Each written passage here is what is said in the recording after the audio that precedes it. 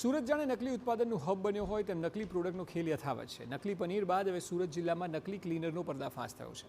કામરેજના પરબ ગામની જીઆઈડીસીમાં જાણીતી બ્રાન્ડના નામે નકલી ક્લીનર બનાવતું કારખાનું ઝડપાયું છે।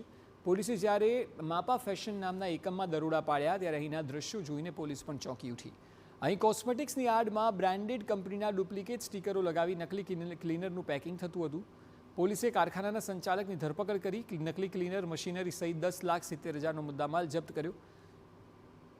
તપાસમાં ખુલાસો થયો છે કે છેલ્લા 3 મહિનાથી કારખાનું ધમધમતું હતું ત્યારે થયેલો નકલી માલ સીધો બજારમાં વેચવાને બદલે ઓનલાઈન પ્લેટફોર્મ પર ભારે ડિસ્કાઉન્ટના નામે ગ્રાહકોને પધરાવી દેવામાં આવતું। બ્રાન્ડેડ ક્લીનરમાં કેમિકલ્સનું ચોક્કસ પ્રમાણ હોય છે, જ્યારે અહીં માત્ર નફા માટે હાનિકારક એસિડ અને કેમિકલનો ઉપયોગ થતો હતો। આ નકલી લિક્વિડથી ત્વચાના ગંભીર રોગો અને શ્વાસની તકલીફ થઈ શકે છે। સૌથી મોટી વાત એ છે કે નકલી ક્લીનરમાં એસિડ અને રંગીન પાણી ધરાવતા હતા। એલસીબીની ટીમે એમની કંપનીમાં રેડ કરતા એમને માપા ફેશનની જે પ્રોડક્ટ હતી એ સિવાય એમના ત્યાંથી 860 નંગ લાઇઝોલ કંપનીના ક્લીનરના ભરેલા કેન, એના સ્ટીકરો તેમજ એની સાથે જે યુઝ કરવા માટે વપરાતું હતું એ કેમિકલ મળી ટોટલ 10,72,000નો મુદ્દામાલ એલસીબીએ રિકવર કરેલ છે। અને આ કામે કામરેજ પોલીસ સ્ટેશને જાણવાજોગ દાખલ કરી આગળની કાયદેસરની કાર્યવાહી હાથ ધરેલ છે।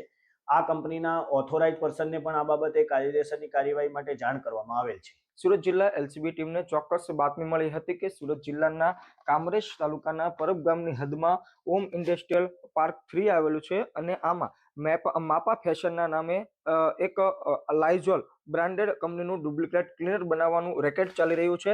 જે ચોક્કસ બાતમીના આધારે સુરત જિલ્લા એલસીબી ટીમ અહીંયા ત્રાટકી હતી અને એલસીબીની ટીમે આ સમગ્ર જથ્થો જોતા એલસીબીની ટીમ પણ ચોંકી ગઈ હતી। કેમેરામેનને કે દ્રશ્યો બતાવે કે આ રીતે રો મટીરિયલ નકલી તૈયાર કરવામાં આવતું હતું અને તેના પર આ જે બ્રાન્ડેડ કંપની છે તેના સ્ટીકર લગાડી દેવામાં આવતા હતા અને તેને સીધા લોકલ માર્કેટમાં અને ઓનલાઈન વેચી જે ગ્રાહકો છે તેની સાથે ઠગાઈ કરવામાં આવતી હતી। ત્યારે આ વાતને લઈને એલસીબીની ટીમ દ્વારા જે ઉપયોગમાં લેવાતી મશીનરીઓ છે તેમજ જે આ જે ક્લીનરનું જે રો મટીરિયલ છે તે કબજે લેવામાં આવ્યું છે અને અંદાજિત 10,72,030 રૂપિયાનો મુદ્દામાલ કબજે લીધો છે। અને જે આ માપા ફેશનનો માલિક છે મોનિલ સંજય ધોડિયા તેનો વિરુદ્ધ જાણવાજોગ ગુનો દાખલ કરી આ જે બ્રાન્ડેડ લાઇઝોલ કંપની છે તેના સંચાલકોને જાણ કરવામાં આવી છે। હાલ તો સુરત જિલ્લા એલસીબીની ટીમ દ્વારા આગળની તજવીજ હાથ ધરવામાં આવી છે।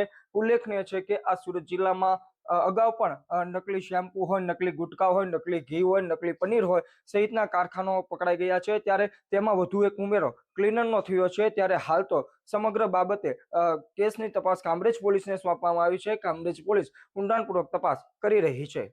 મેહુલ ભોકળવા, TV9 કામરેજ।